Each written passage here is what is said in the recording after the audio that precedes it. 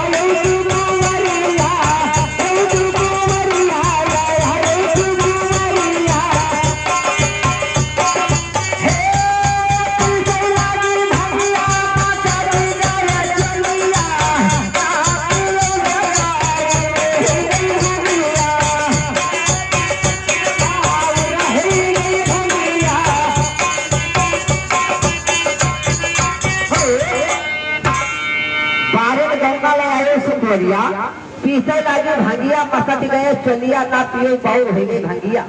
भैया दूसरा चौपाई पार्वती जी ने क्या कहा